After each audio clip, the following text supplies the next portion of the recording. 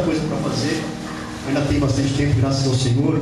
Deus sabe todas as coisas, porque eu preciso pregar uma palavra hoje. E eu quero trazer uma palavra de hoje, um culto de ceia, uma palavra de reflexão, uma palavra que nós possamos refletir, e uma palavra que nós possamos, eu vou tentar trazer ela de uma forma como se fosse um ensino. Eu vou tentar, porque eu não consigo pregar ensinando. Eu começo a pregar, daqui a pouco eu já estou pregando de uma outra forma.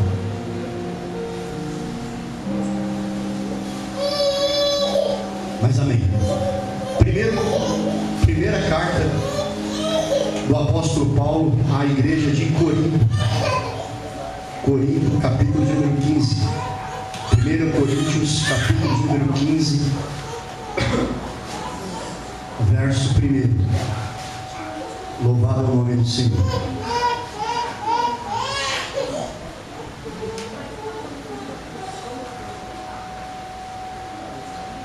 Coríntios capítulo 15, verso 1 diz assim: também vos notifico, irmãos, o evangelho que já vos tenho anunciado, o qual também recebeste e no qual também permaneceis, pelo qual também sois salvos, se o retiverdes, tal como vos tenho anunciado, se é que não credes em vão.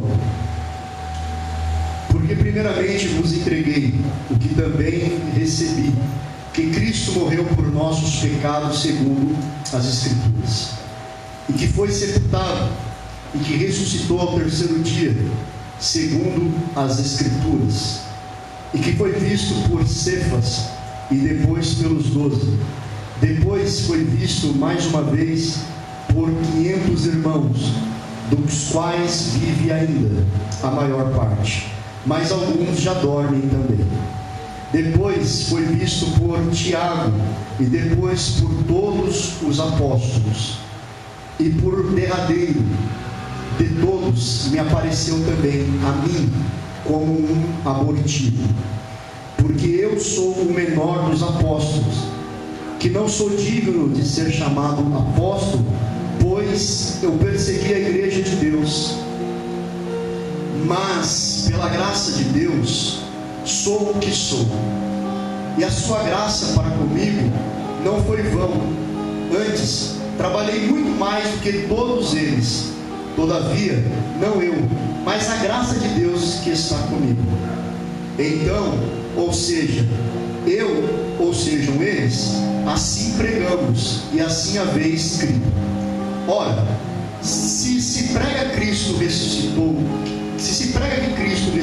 dos mortos, como diz algum dentre vós que não há ressurreição de mortos? E se não há ressurreição de mortos, também Cristo não ressuscitou. E se Cristo não ressuscitou, logo é vã a nossa pregação, e também é vã a vossa fé. Assim somos também considerados como falsas testemunhas de Deus, pois testificamos de Deus que ressuscitou a Cristo, ao qual porém não ressuscitou, se na verdade os mortos não ressuscitam. Porque se os mortos não ressuscitam, também Cristo não ressuscitou. E se Cristo não ressuscitou, é vã a vossa fé, e ainda permanecei nos vossos pecados. E também os que dormiam em Cristo estão perdidos. Se esperamos em Cristo só nesta vida, somos os mais miseráveis de todos os homens. Mas agora Cristo ressuscitou dos mortos, e foi feito as primícias dos que dormem. Porque assim como a morte veio por um homem, também a ressurreição dos mortos veio por um homem. Porque assim como todos morrem em Adão, assim também todos serão vivificados em Cristo, mas cada um por sua ordem. Cristo as primícias, depois os que são de Cristo na sua vinda. Depois virá o fim, quando tiver entregado o reino a Deus, ao Pai, e quando houver aniquilado todo o império e toda a potestade e força. Porque convém que reine até que haja posto todos os inimigos debaixo dos seus pés. Ora, o último inimigo que há de ser aniquilado é a morte, porque todas as coisas sujeitou debaixo dos teus pés. Mas quando diz que todas as coisas lhe estão sujeitas, claro, está que se executa aquele que sujeitou todas as coisas. E quando todas as coisas lhe estiverem sujeitas, então também o mesmo Filho se sujeitará àquele que todas as coisas lhe sujeitou, para que Deus seja tudo em todos. De outra maneira, que farão os que se batizam pelos mortos, se absolutamente os mortos não ressuscitam? Não ressuscitam. Por quê? Porque se batizam ele então pelos mortos? Porque estamos nós também a toda hora em perigo? Eu protesto que cada dia morro glorificando em vós, irmãos, por Cristo Jesus nosso Senhor. Se, como homem, combati em Éfeso contra as bestas, que me aproveita isso? Se os mortos não ressuscitam, comamos e bebamos, que amanhã morreremos. Não vos enganei. As más conversações, as más companhias corrompem os bons costumes. Vigiai justamente e não pequeis, porque alguns ainda não têm o conhecimento de Deus. Digo isto para vergonha vossa. Mas alguém dirá: como ressuscitarão os mortos? E que corpo ressuscitarão? Amém, irmãos. Só até o verso de número 34 que nós vamos estar meditando nesta noite. Irmãos, eu quero nesta noite falar sobre algo que para a igreja cristã, a igreja evangélica ou protestante, para todo cristão, até mesmo os irmãos católicos, é algo que é muito fundamental para a sua fé, que é sobre a ressurreição de Cristo. Hoje é um culto de ceia, então é um culto que nós podemos meditar nesta questão. E eu coloquei como título desta ministração: os benefícios da ressurreição de Cristo para a igreja. A igreja do Senhor, ela é beneficiada por este milagre, o milagre da ressurreição. E eu fiz questão de ler aqui o capítulo 15 de 1 Coríntios até o versículo 1 até o versículo 34, porque o apóstolo Paulo, ele justamente nesse capítulo 15, ele vai fazer uma... Irmãos, eu peço para os irmãos, por favor, prestarem bastante atenção, porque é um tema que não é fácil de ser falado, e se eu falar e os irmãos não compreenderem, não vai adiantar de nada. Então, por favor, prestem bastante atenção, não se distraiam com outra coisa. É um momento importante, é um momento da palavra, e a palavra de Deus, ela precisa ser compreendida, porque é ela que faz a diferença. Então preste atenção, por favor.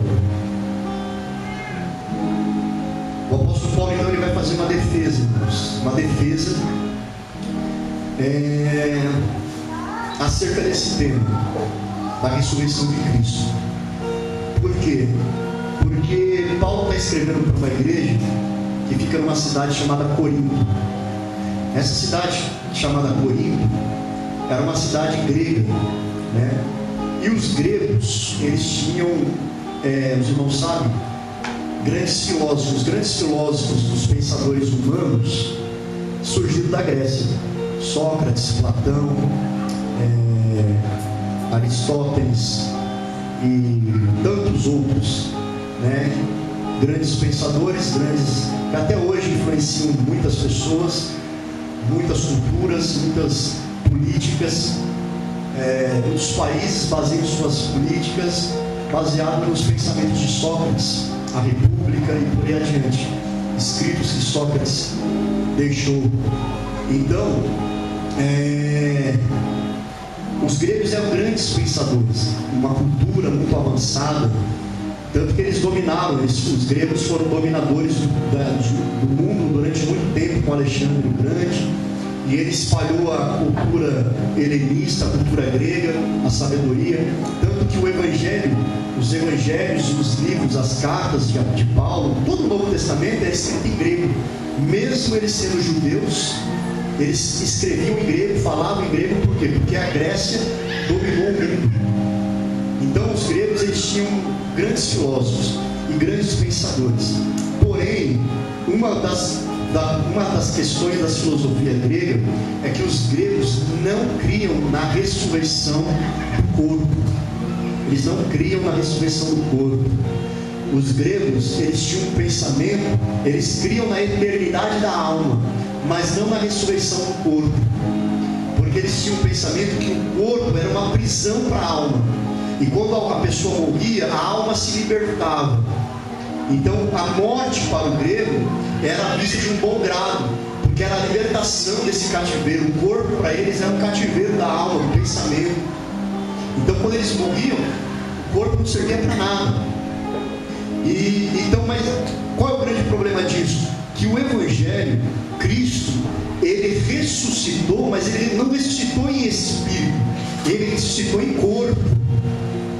Porque a ressurreição de Cristo, ela é uma ressurreição corpórea. O mesmo corpo, tanto que o túmulo de Jesus estava vazio.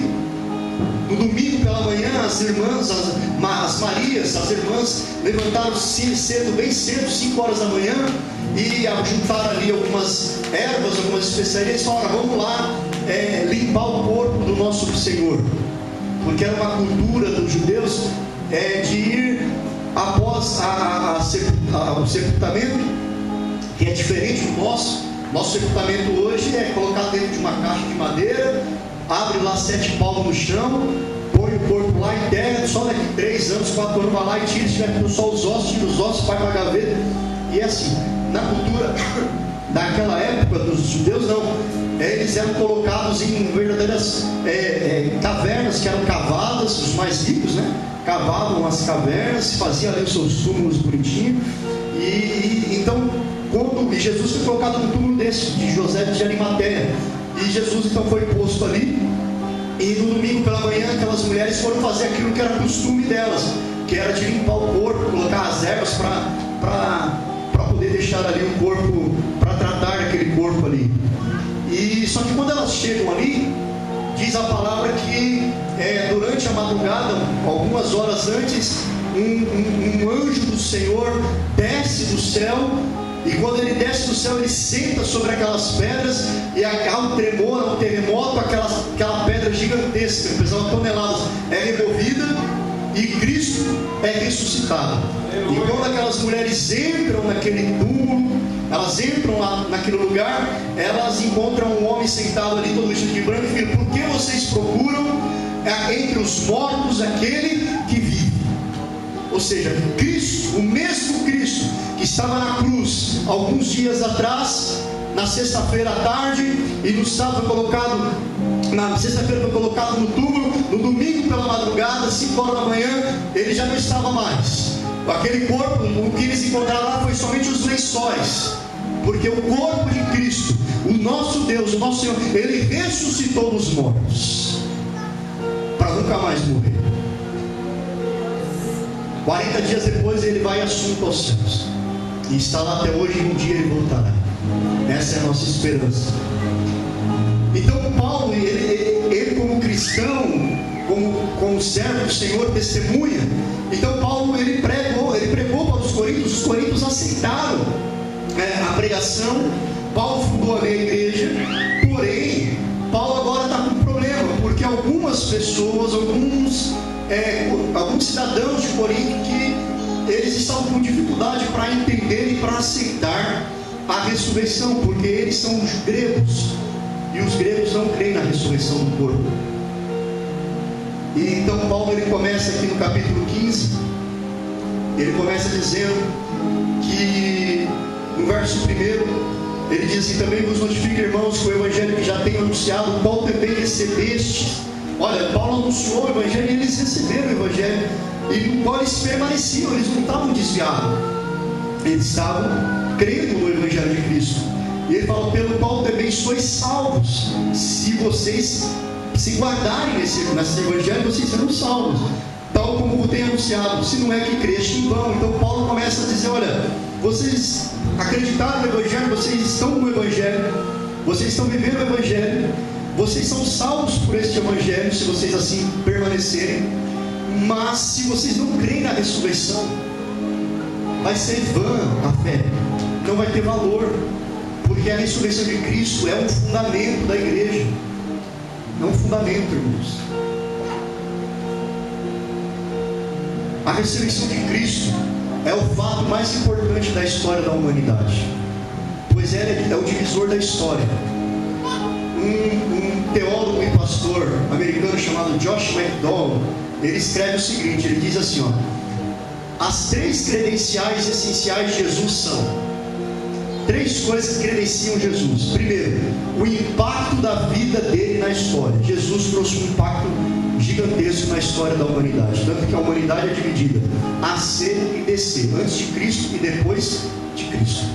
As grandes coisas que existem hoje no mundo, irmãos, as obras sociais, é baseado em Cristo, é no Evangelho. Foi Jesus que falou, olha, amai-vos uns aos outros, amai, socorrei os necessitados. O hospital não existia, foi criado após Cristo, porque Cristo ensinou, olha, cuidai dos enfermos, cuidai dos necessitados, creches, orfanatos, tudo que você vê de humano, de humanidade que existe no mundo hoje, foi criado por cristãos, por Cristo. Então Cristo, ele teve uma grande, ele mudou a vida das pessoas durante a história, 2000 anos tem feito isso.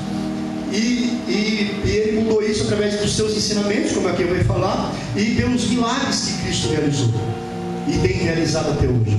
O segundo ponto que esse pastor fala que são características que credenciam Jesus como Cristo é as profecias que se cumpriram nele. Todas as profecias do Antigo Testamento que se falavam acerca do Messias, do Cristo, do enviado, se cumpriram em Jesus. Todas. Então isso é um fato que somente Ele cumpre todas as profecias. Então Ele é o Messias, o Salvador. E o terceiro fato que credencia Ele é a sua ressurreição. A ressurreição de Jesus Cristo e o cristianismo, ou ele cai ou ele fica de pé juntos. Se a ressurreição de Cristo for uma mentira, como tentaram fazer lá quando Cristo ressuscitou, os soldados romanos que estavam ali guardando o túmulo, porque eles tinham medo que os apóstolos iam lá e roubassem o corpo de Cristo, porque Cristo havia falado, olha, eu vou morrer, eu vou me entregar, mas 3 dias depois eu vou ressuscitar. E Jesus falou, então eles sabiam, então eles falaram, olha, vai que os apóstolos vão lá e roubam o corpo dele, falaram para Pilatos, né? E aí então eles vão falar que ele ressuscitou, põe uma guarda lá, e Pilatos vai e põe lá os guardas lá, e os guardas estão guardados, estão guardando aquele lugar, o túmulo foi selado com o selo de Roma. Naquela época, quem rompesse um selo romano, era considerado crime de morte, então ninguém rompia um selo romano. Então, aqueles soldados estavam ali. Quando acontece todo esse fato que eu já narrei aqui para os irmãos, do anjo descer, o lacre é rompido instantaneamente, as cordas que amarravam é rompido, aqueles soldados se apavoram de estar vendo aqueles anjos falando com eles, e eles ficam como mortos. Não que eles morrem, mas eles ficam como mortos, ou seja, eles ficam estáticos, parados, não sabem como reagir. E pela manhã, quando alguém chega ali para questionar o que aconteceu, eles falam a verdade. Não, olha, o que aconteceu foi o seguinte: apareceu um anjo aqui, o anjo abriu a túmulo e ele não está mais aí.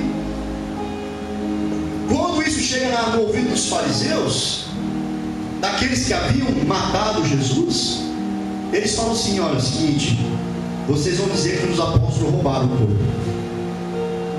eu vou pagar. Eles pagaram o dinheiro, um suborno. Já vê que isso aí não é de hoje, suborno já não é de hoje, não é coisa só do Brasil, né? Pagaram lá os soldados, subornaram os soldados, e os soldados mudaram a versão e disseram que os apóstolos chegaram até lá e roubaram o corpo do Senhor.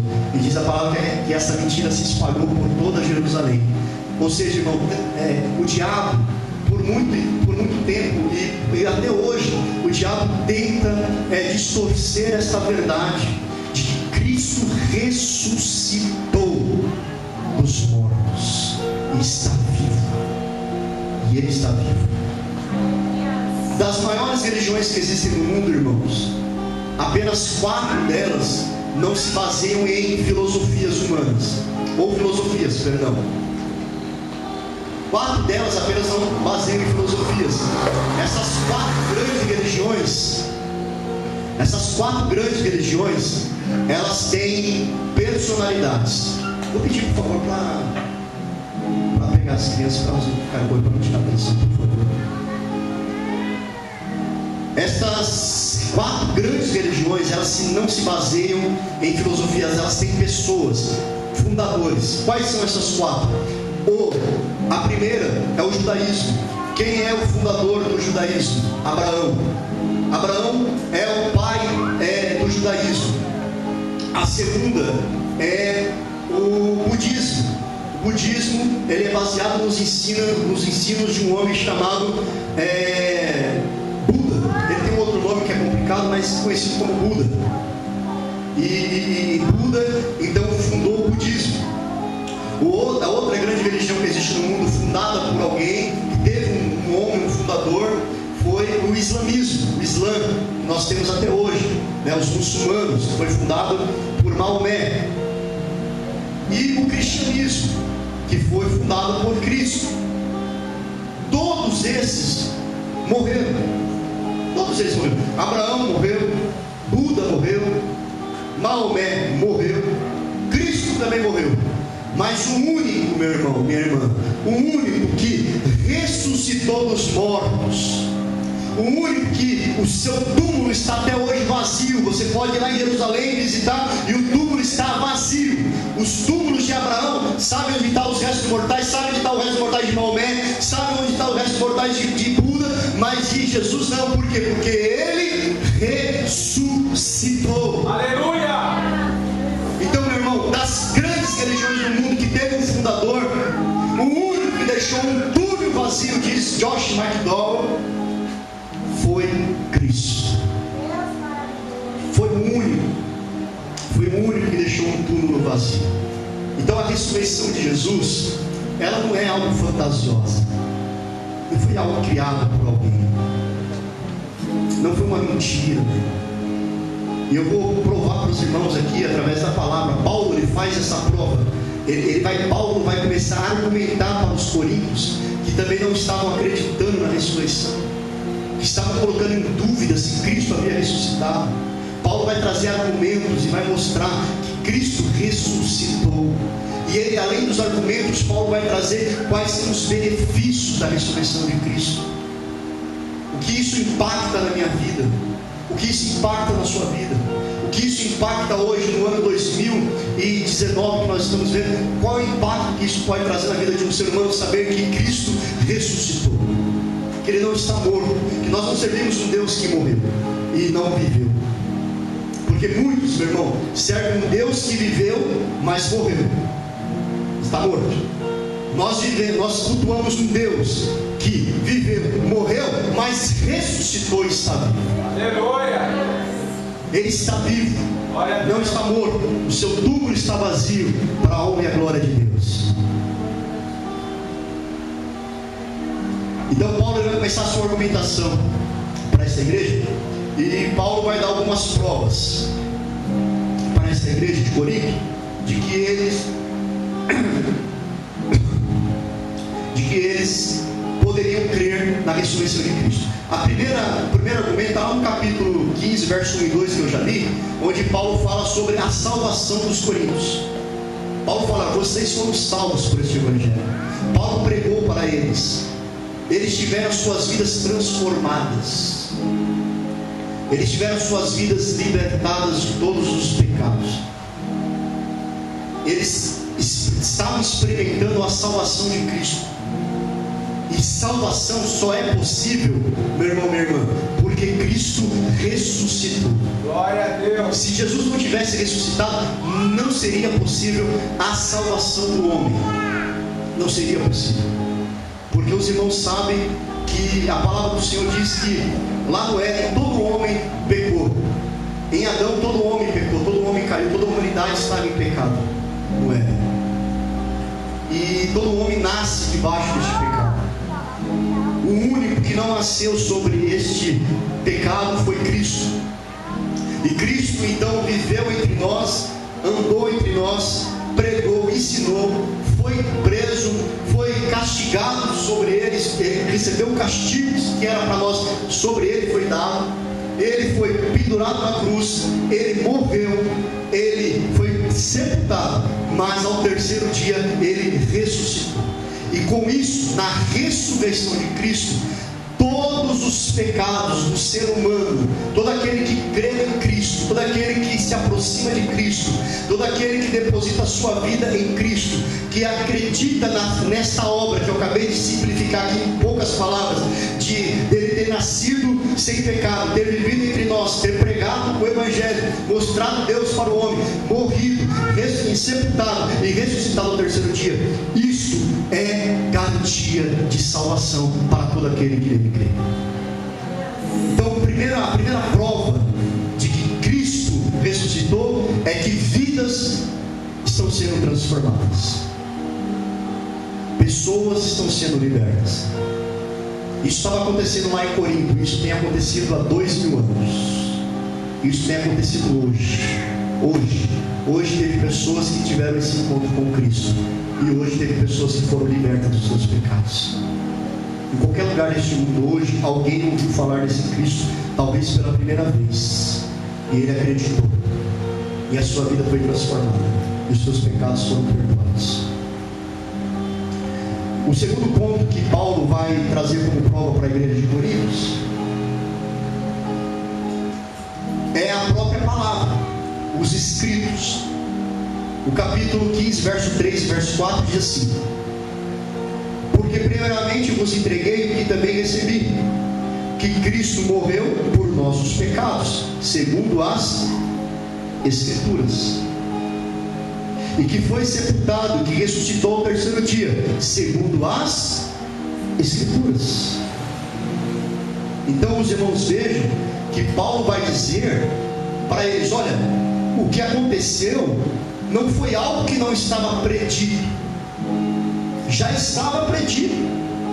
Desde Gênesis capítulo 3, verso 15, quando Deus faz a primeira promessa do Messias, depois todos os profetas, todos os livros do Antigo Testamento, hoje de manhã nós falamos isso aqui na escola bíblica dominical, toda a Bíblia ela é cristocêntrica, meu irmão, minha irmã.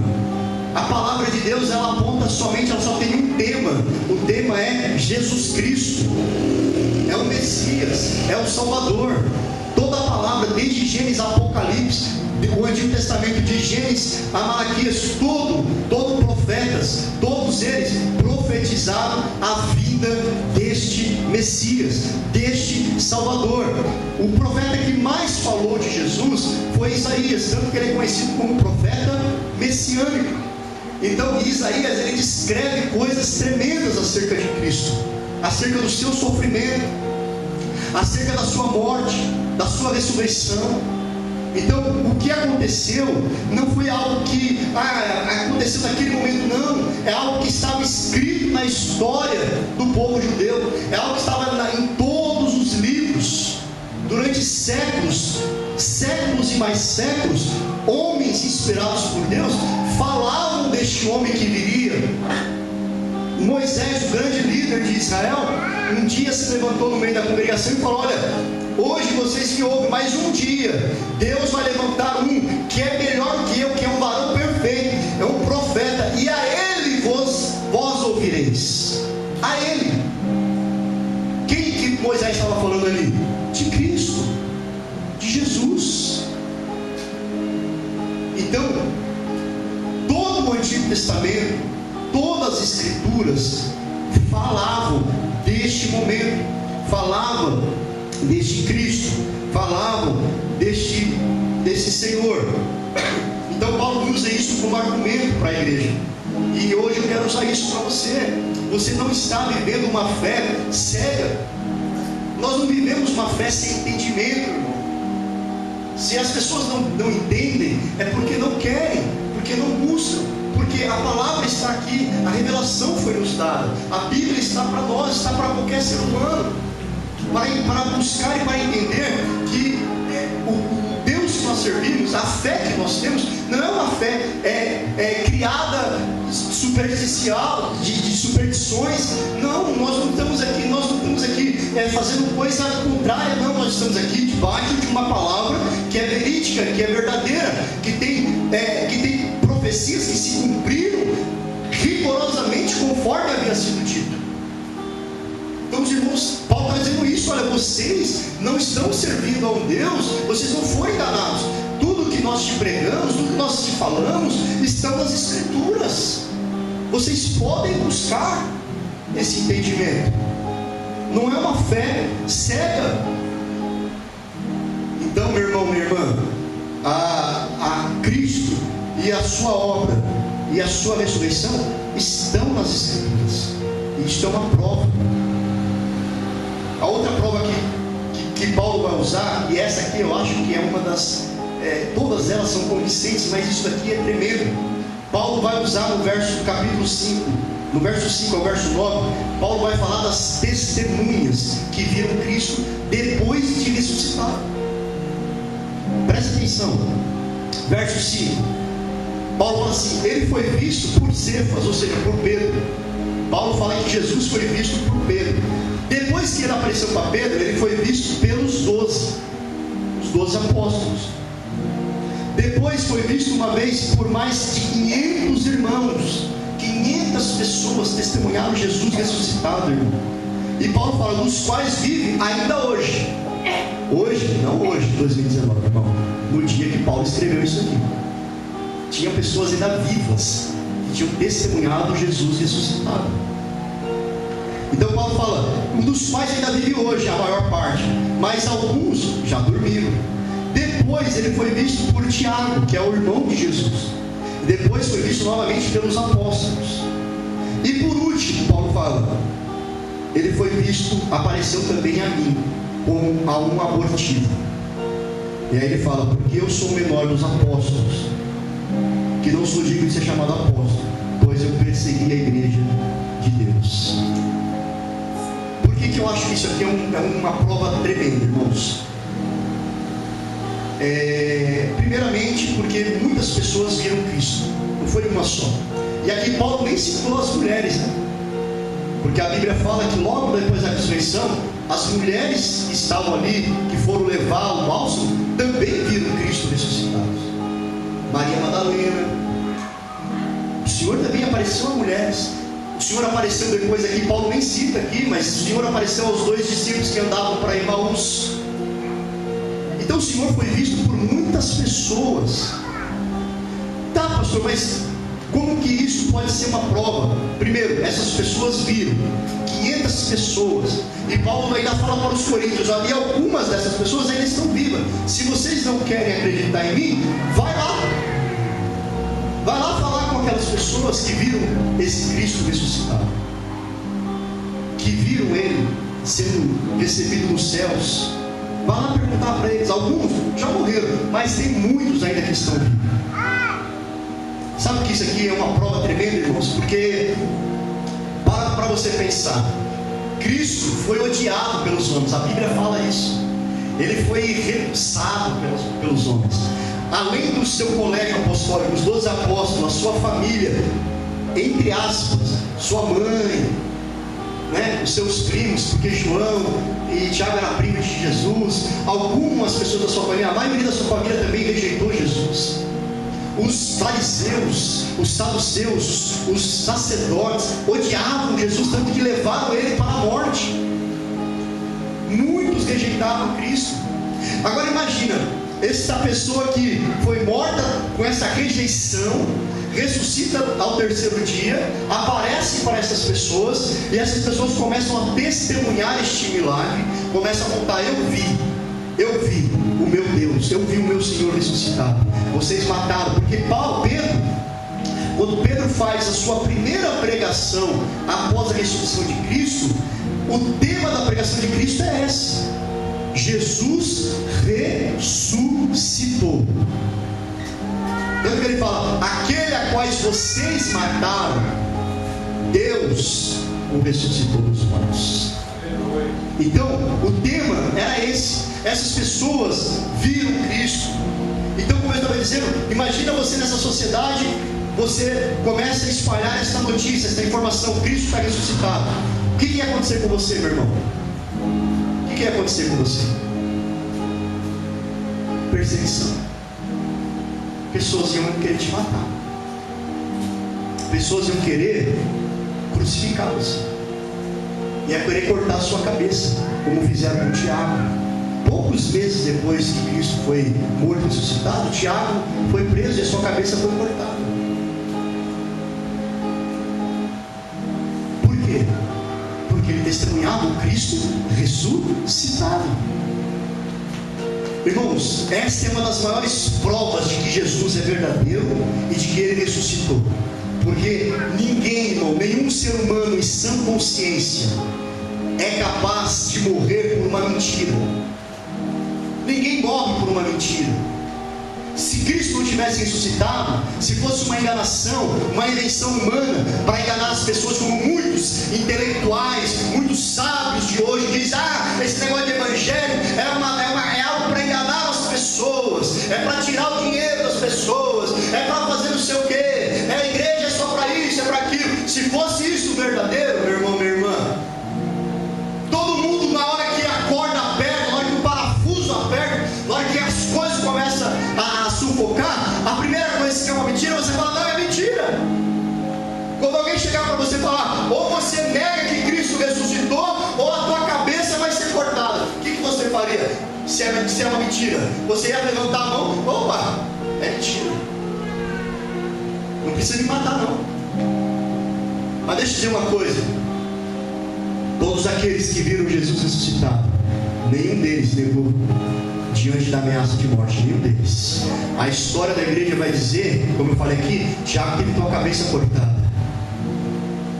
Judas Tadeu foi morto com uma flechada, o apóstolo Pedro foi crucificado de cabeça para baixo, porque quando ele foi para a crucificação, por falar que Jesus havia ressuscitado, quando ele foi para a crucificação, ele disse assim para aqueles que queriam matar ele, ele disse assim: eu não sou digno de morrer da mesma forma que o meu Senhor morreu, eu quero morrer de cabeça para baixo. E assim foi, Pedro foi crucificado de cabeça para baixo. O outro apóstolo, se não me engano, Mateus, não tem bem certo, foi crucificado numa cruz em forma de X. Todos os apóstolos, todas as pessoas, Paulo foi decapitado, a sua cabeça foi cortada por uma espada. O único que não morreu de morte violenta, de um assassinato violento, foi João. Não morreu violentamente, morreu de velhice, com mais de 100 anos de idade, porém preso numa ilha chamada Ilha de Patmos, onde só iam pessoas presas, condenadas para quebrar pedras debaixo de sol quente. E ele foi preso lá por quê? Porque ele dizia que Cristo havia ressuscitado. Aleluia! Então, meu irmão, essa é uma das provas de que Paulo estava mostrando para as pessoas: olha, além desses que eu estou dizendo, além dessas pessoas que estão aí vivas, você pode testemunhar, você pode ir lá dizer, nós podemos hoje dizer que essas pessoas morreram por uma verdade. Você só morre por algo que é verdadeiro.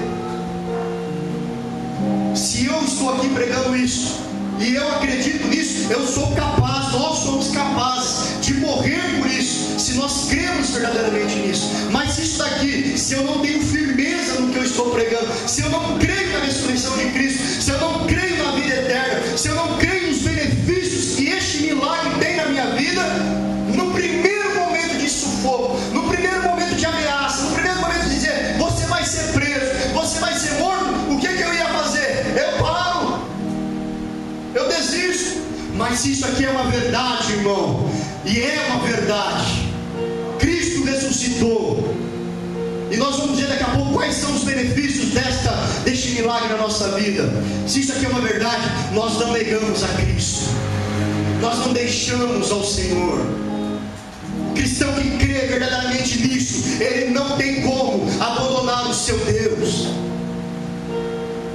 Aquele que tem fé, aquele que acredita neste milagre, não tem como, é impossível, porque é uma verdade absoluta. Não tem como voltar atrás, não tem como deixar. Você pode passar por luta, momentos bons, momentos ruins, altos e baixos, desânimos, ânimos, mas deixar, abandonar, não tem como. Por quê? Porque isso é uma verdade. deixar, não posso desistir. Era isso que Paulo estava dizendo para aqueles irmãos. Muitos já morreram por esta verdade. Muitos já perderam a sua vida por esta verdade. Os benefícios da cruz, da ressurreição de Cristo.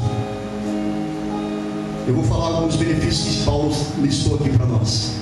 Verso de número 14. Paulo diz assim: se Cristo não ressuscitou, logo a nossa pregação é vã, e também é vã a vossa fé. Irmãos, a fé só é possível porque Cristo ressuscitou.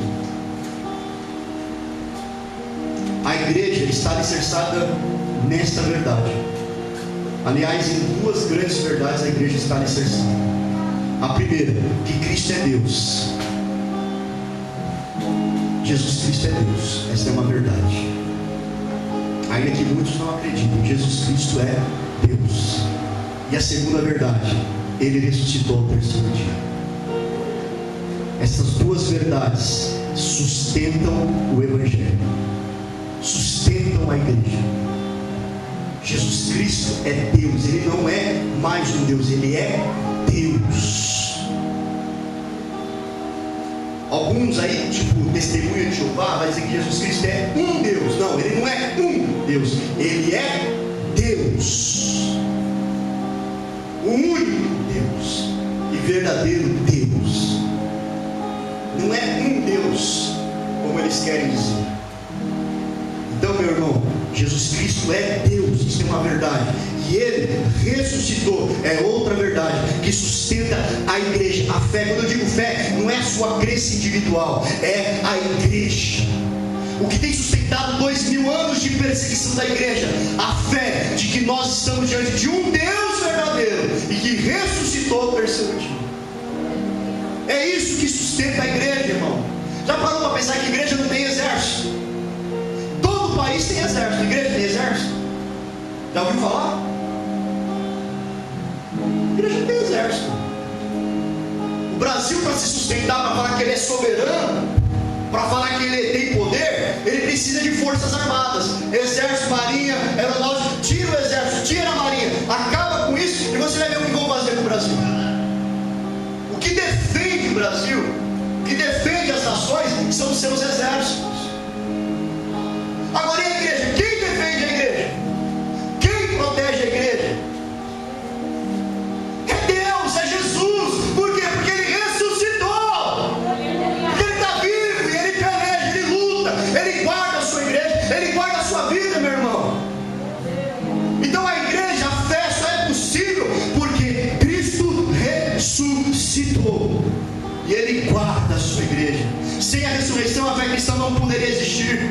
Os discípulos continuam sendo homens quebrantados e derrotados, meu irmão. O que fez a mudança na vida de Pedro? O que mudou Pedro? Na crucificação, Pedro negou Jesus 3 vezes. 3 vezes Pedro nega Jesus. Estava lá chorando, amargurado, quebrantado, arrependido. Eu não quero mais saber de nada, eu vou voltar a pescar, para mim não tem mais salvação, não tem mais jeito. De repente Pedro está lá na pescaria na praia, ele olha para a praia e ele vê um homem, ele vê uma fogueira e ele vê um homem parado lá na praia. E aí o discípulo amado de Jesus olha assim e fala assim, porque quem está íntimo de Jesus, ele conhece Jesus. Ele olha assim e fala: Pedro, é o mestre. Pedro está lá envergonhado porque estava desnudo, se joga na água, nada e vai até Jesus. E chega lá e é Jesus que está lá, ressuscitado. E aquele Pedro que estava lá desolado, descontente com a vida, triste, o que acontece com ele, meu irmão, minha irmã? Jesus começa um diálogo, a conversar. Pedro, tu me amas? Amo, Senhor, então apacenta minhas ovelhas. Tu me amas, Pedro? Amo, Senhor, então apacenta minhas ovelhas. Pela terceira vez Jesus pergunta: tu me amas, Pedro? E Pedro se entristece e ele diz: Senhor, Pai, tu sabes todas as coisas, tu sabes que eu te amo. E Jesus olha para ele e fala: então apacenta os meus cordeirinhos. Sabe o que Jesus estava fazendo ali? Restaurando a vida de Pedro. Pedro só pôde ser restaurado porque Jesus ressuscitou. Se Jesus não tivesse ressuscitado, Pedro estaria perdido. Mas Jesus ressuscitou, meu irmão, minha irmã. Então a fé cristã, sem Jesus ressuscitado, os discípulos seriam derrotados, Pedro seria derrotado, o cristianismo seria derrotado. Portanto, o cristianismo ele depende totalmente da convicção dos primeiros discípulos de que Deus ressuscitou Jesus dos mortos. Quem diz isso é um homem chamado William Lane Craig, um teólogo. Ele diz: olha, o cristianismo depende dessa verdade, de que Jesus ressuscitou, e ele foi e apareceu aos seus discípulos.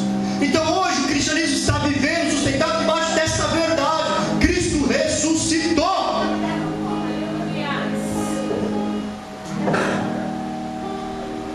Então só existe igreja porque Cristo ressuscitou. Verso de número 17: qual é o outro benefício que tem para a igreja porque Cristo ressuscitou? Verso 17 diz assim: e se Cristo não ressuscitou, é vã.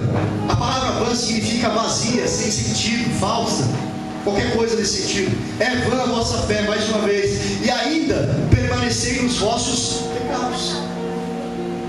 Só existe perdão de pecados, irmão, porque Cristo ressuscitou. Só existe perdão de pecados porque Cristo ressuscitou. Por que eu e você hoje podemos ter paz com Deus? Porque os meus pecados e os teus pecados foram perdoados.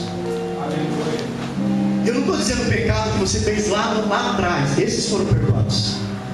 Pastor, e o pecado que eu cometi hoje? Também já foi perdoado. E o pecado que eu vou cometer amanhã? Também já foi perdoado. Porque Cristo morreu, derramou teu sangue e ressuscitou. E a ressurreição de Cristo é a garantia de que os meus pecados foram perdoados. Os pecados que eu vou cometer daqui 5 anos, 10 anos, se eu permanecer na fé, mesmo errando, pedindo perdão, reconhecendo que Ele é o meu Deus, o poder da ressurreição perdoa os meus pecados. Sabe por quê? Porque o meu Deus está lá agora, sentado na destra do Pai. E toda vez que um servo dele vai e bota o joelho no chão e diz: Pai, eu pequei contra o céu, eu errei, Pai. Sabe o que Jesus faz? Pai, perdoa ele. Perdoa. Porque eu morri por ele. Porque eu derramei meu sangue por ele. E eu ressuscitei para ele. Eu ressuscitei para isso mesmo, Pai. Para que ele pudesse ter perdão e ter paz com o Senhor. Ter paz com Deus. Irmão, como é bom ter paz com Deus. Como é bom você poder saber que você foi perdoado dos teus pecados. Não há pecado que possa te castigar. Não há culpa que você carregue. Se você está carregando culpa hoje, é porque você quer. Porque o Senhor diz: lançai sobre Ele todas as nossas aflições, toda a nossa angústia, todo o nosso peso, toda a nossa tristeza. Lança sobre Ele, porque Ele tem cuidado de vós. Eu não preciso mais carregar o meu pecado, irmão. Eu lanço sobre Ele. Eu lanço sobre Ele. E Ele já morreu e ressuscitou por mim. É um benefício. Quando as pessoas estão desesperadas hoje porque erraram, porque pecaram, e sabe o que elas vão fazer? Vão destruir a sua vida, achando que vão ter alívio daquele sofrimento. Não, só vão aumentar o teu sofrimento. Quer ter alívio de sofrimento? Aceita o perdão de Deus na sua vida. Viva esse perdão. E esse perdão só é possível porque o nosso Deus ressuscitou. Ele ressuscitou.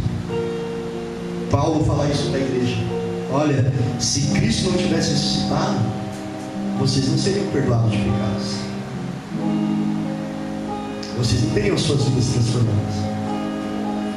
Que é maior? Paulo dá um outro exemplo da ressurreição de Cristo.